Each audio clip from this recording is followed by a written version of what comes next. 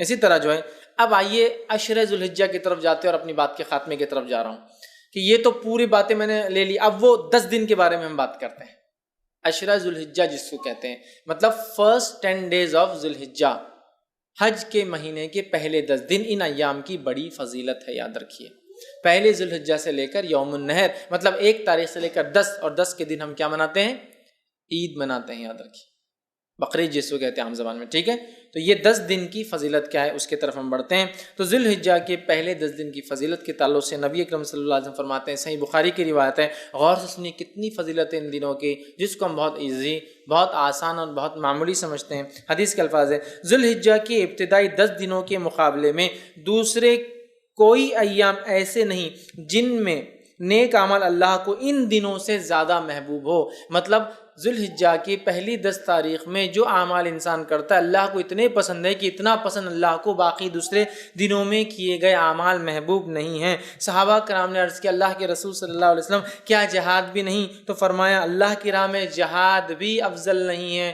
مطلب اتنا افضل ہے اس مہینے میں اعمال کرنا کہ ایک آدمی عام دنوں میں اگر جہاد بھی کرے تو ان دنوں میں کیے گئے اعمال کی برابری نہیں کر سکتا۔ تو آپ نے ہاں جہاد بھی نہیں سوائے اس مجاہد کے جو اللہ کی راہ میں نکلے، جان بھی لے جائے، مال بھی لے جائے، جان بھی چلی جائے، مال بھی چلے جائے، وہ زیادہ افضل ہے، باقی کوئی عمل افضل نہیں ہے۔ مطلب ذوالحجہ کے پہلے 10 دن میں آپ جو عمل کریں گے وہ عمل جہاد سے بھی زیادہ افضل ہے۔ صرف اس مجاہد کے مقابلے میں ہمارا عمل کم ہوگا ان 10 دنوں کا جو مجاہد جان مال دونوں لے کے جائے اور کھپا دے، مطلب ختم ہو جائے، ورنہ باقی سارے اعمال ان دنوں میں افضل ہے۔ تو گویا پتہ چلا ان دنوں میں کیے گئے اعمال سب سے افضل ہے، یاد رکھیے سب سے افضل ہے۔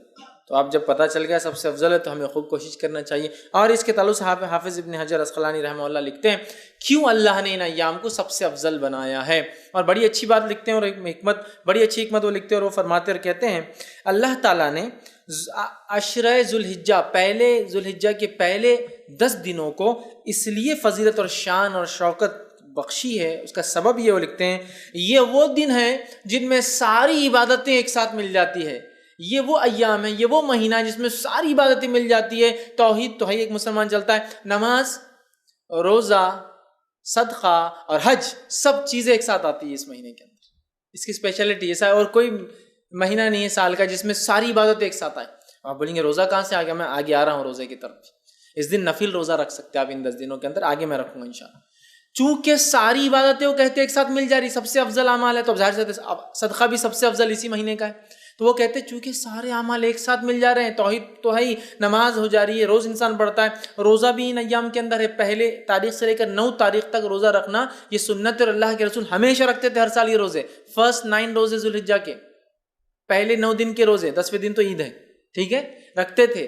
تو روزہ بھی مل گیا، نماز بھی مل گئی، توحید پر انسان تھا، صدقات بھی کرے چونکہ سب سے افضل عمل ہے، اور اس میں حج بھی آ جاتا ہے، سارے ارکان ایک ساتھ آ رہے ہیں۔ تو وہ کہتے ہیں اس وجہ سے اللہ نے یہ حکمت ہو سکتی ہے کہ ان 10 دنوں کو اتنی زیادہ اہمیت دی، اور واقع میں ایسا اور کبھی نہیں ہوتا، یاد رکھیے۔ لیکن ایک سوال، کیا شب قدر سے بھی افضل ہے یہ؟ تو نہیں، یاد رکھے نہیں، وہ ایک اسپیشل ہے، اللہ نے قرآن میں جب بیان کر دیا تو اب اس کو ضرورت نہیں الگ سے وہ کرنے کی۔ شب قدر اور رمضان کا عشرہ اس کی ایک الگ ہی اپنی اہمیت ہے، وہ مستحکم، اس کی فضیلت بالکل ثابت ہے۔ اب جو باقی باتیں نہیں اس کے بعد ہی، اس کے نیکسٹ ہی ہوں گا، یاد رکھیے، ٹھیک ہے۔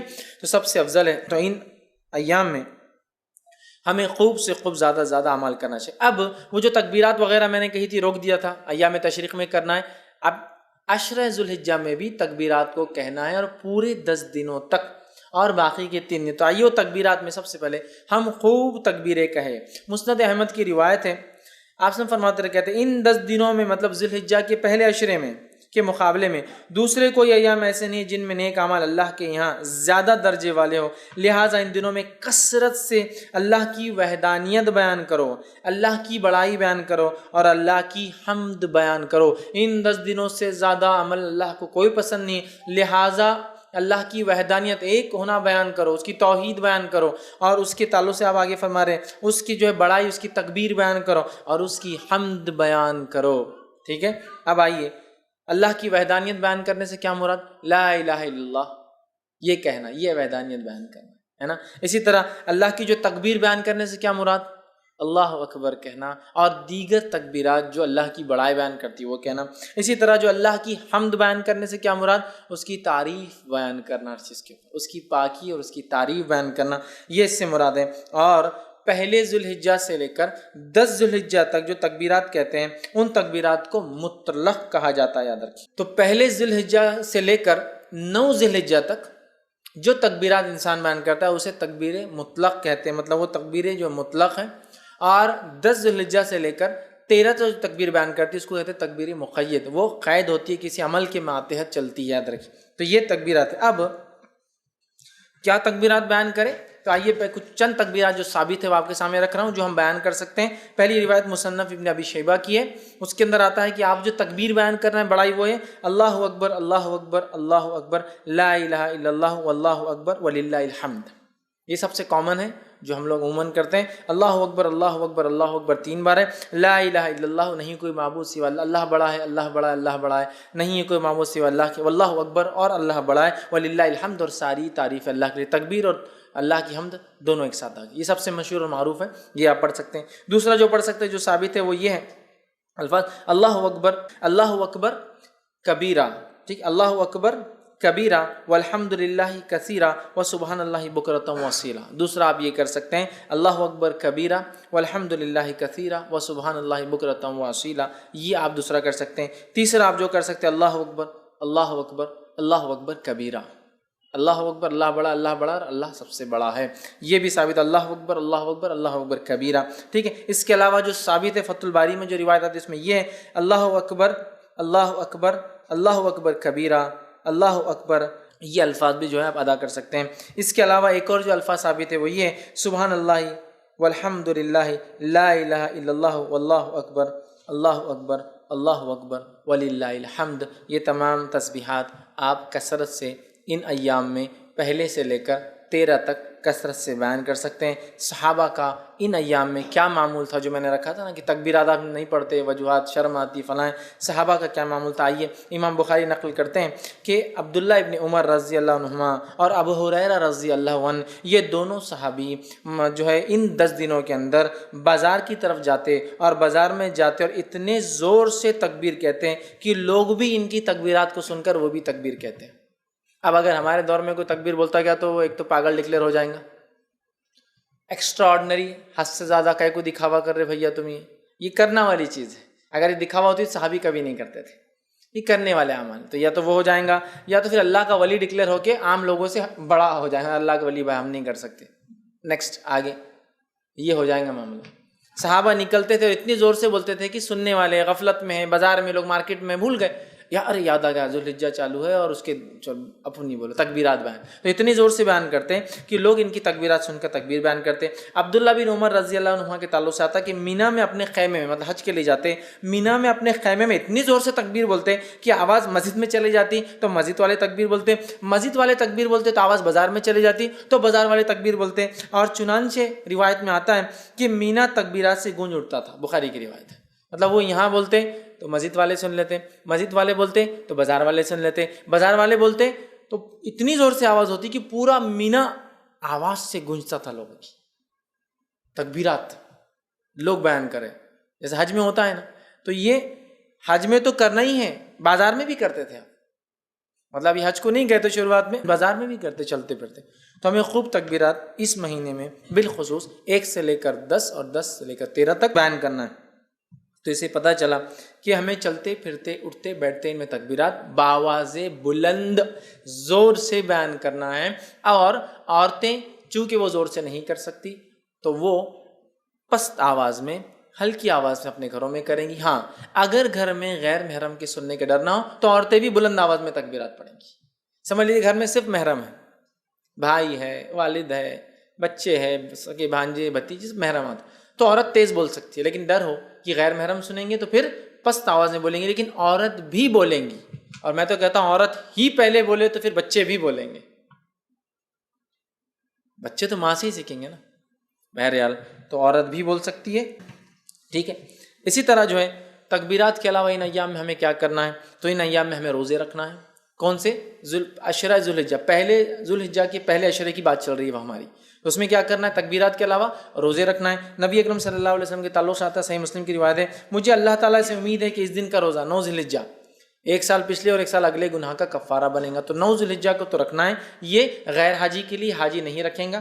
اس کے علاوہ ان مہینے کے اندر جو روزے آپ رکھیں گے اس میں ایک روزہ جو مشہور اور معروف ہے وہ یہ ہے، جس کے تعلق سے روایت اس طرح سے آتی ہے، سنن ابو داؤد کی روایت ہے کہ آپ صلی اللہ علیہ وسلم کی زوجہ مبارک جو ایک زوجہ فرماتی اور کہتی ہے کہ نبی اکرم صلی اللہ علیہ وسلم جو ہے ذی الحجہ مطلب 9 ذی الحجہ کا روزہ، اس کے بعد جو ہے یوم عاشوراء کا روزہ، ہر ماہ کے 3 روزے، اور ایک روایت میں ذی الحجہ کے پہلے 9 روزے، 9 ذی الحجہ عرفے کا روزہ، اور جو ہے 10 محرم کا روزہ، اور ایام 20 مہینے کے 3 روزے کبھی نہیں چھوڑتے۔ اور ایک روایت میں الفاظ ہے آپ صلی اللہ علیہ وسلم پہلے 9 روزے ذی الحجہ کے پہلے مطلب پہلے عشرے کے پہلے 9 دن کے روزے، اور 10 محرم کا روزہ، اور اسی طرح ایام 20 مہینے کے 3 دن 13، 14 اور 15 یہ روزے کبھی نہیں چھوڑتے۔ تو اس روایت میں 9 روزے کے تذکرہ ہے، پہلے 9 روزے، تو پتہ چلا اس مہینے میں روزے بھی رکھنا چاہیے۔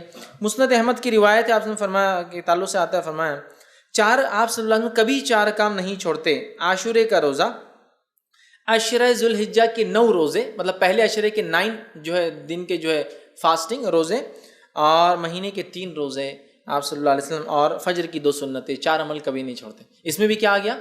9 روزے آپ صلی اللہ علیہ وسلم کبھی نہیں چھوڑتے تھے۔ تو عشرہ ذی الحجہ میں روزہ بھی رکھیے، تکبیرات، روزہ 9 روزے رکھ سکتے ہیں، 9 نہ بھی ہو پائے تو کم از کم ایک تو ضرور رکھیے، عرفے کے دن کا روزہ، ٹھیک ہے، یہ بھی جو ہے اس میں عمل کرنا ہے۔ اس کے علاوہ چونکہ اس مہینے میں کیے گئے سارے اعمال افضل ہے، لہٰذا نفل نماز کا خوب اہتمام کرے۔ نفل نماز کے فائدے جو آتے ہیں صحیح مسلم کی روایت میں اس طرح سے آتے ہیں، اللہ تعالیٰ کے لیے اپنے سجدوں کو لازم کر لو، بے شک جب بندہ سجدہ کرتا ہے تو اللہ سبحانہ تعالیٰ کہ اللہ جو ہے سجدے کے ذریعے اپنی طرف تیرا ایک درجہ بلند کرتا ہے، اور اس سجدے کے ذریعے تیرا ایک گناہ مٹا دیتا ہے، اور یہ سال کے ہر وقت ہو سکتا ہے۔ تو لہٰذا یہ نفل نماز کے فضائل ہے، تو خوب ان مہینوں میں کیا کریں ہم، زیادہ سے زیادہ پہلے تو 9 روزے رکھنے کی کوشش کریں، کچھ نہ تو ایک نفل نمازوں میں اہتمام، فرض تو بہرحال کرنا ہی ہے، اس میں کوئی شک ہی نہیں ہے، نفل نمازوں کا کثرت سے اہتمام، اسی طرح تلاوت قرآن کا کثرت سے اہتمام، اس لیے کہ ہر حرف پہ 10 نے کیے، اور اس سے زیادہ کیا بہتر ہو سکتا ہے کہ ہم ذی الحجہ کے پہلے عشرے میں یہ عمل کریں جو سب سے زیادہ افضل عمل ہے، تو آپ وہ کیجیے۔ صدقہ دینا، اس لیے کہ صدقہ ایک بڑا افضل عمل ہے، صدقہ بھی دیجیے، اس لیے کہ اس 10 دن میں کیے گئے عمل سب سے افضل ہے، لہٰذا خوب جو ہے صدقہ آپ کیجیے، اور دیگر جتنی نیکیاں ہو سکتی وہ کریں، اور بالخصوص گناہ کبیرہ سے اور حرام کاموں سے اپنے نفس کو بچائے، بالخصوص گناہ کبیرہ سے اور حرام کاموں سے اپنے نفس کو بچائے، اس لیے کہ محترم اور حرمت والے مہینوں کو پاس اور لحاظ رکھنا یہی ہے کہ اس میں ہم گناہ اور معصیتیں کام نہ کریں، نیکیوں میں اضافہ کریں۔ تو جہاں ہم نیکیوں میں اضافے کی میں بات کر رہا تھا اب تک، تو یہاں گناہوں سے بچنا بھی بہت زیادہ ضروری ہے، اس لیے کہ یہ ایام میں کیے گئے اعمال سب سے زیادہ افضل ہے، لہٰذا خوب نیکی کا ہم اہتمام کریں، اور خوب اپنی نفس کو گناہوں سے بچائے، وہ چاہے ذی الحجہ کا مہینہ ہو یا دیگر اور 3 مہینے، مطلب ٹوٹل 4 مہینے حرمت والے، ان چاروں مہینے کا احترام کرے، حرمت کا پاس و لحاظ رکھے، گناہ اور معصیت سے اجتناب کرے، بالخصوص کبائر سے اپنے آپ کو بچائے، اسی طرح نیکیوں میں اپنے آپ کو آگے بڑھانے کی ہم جو ہے خوب سے خوب جو ہے کوشش کریں، اور بالخصوص وہ اعمال جو اعمال ہمیں بتائے گئے ان ایام میں کرنے کے، ان اعمال کو ہم جو ہے کثرت سے کرنے کی کوشش کریں، زیادہ سے زیادہ نیکی کریں، اور زیادہ سے زیادہ گناہوں سے اپنے نفس کو اپنے آپ کو بچانے کی کوشش کریں۔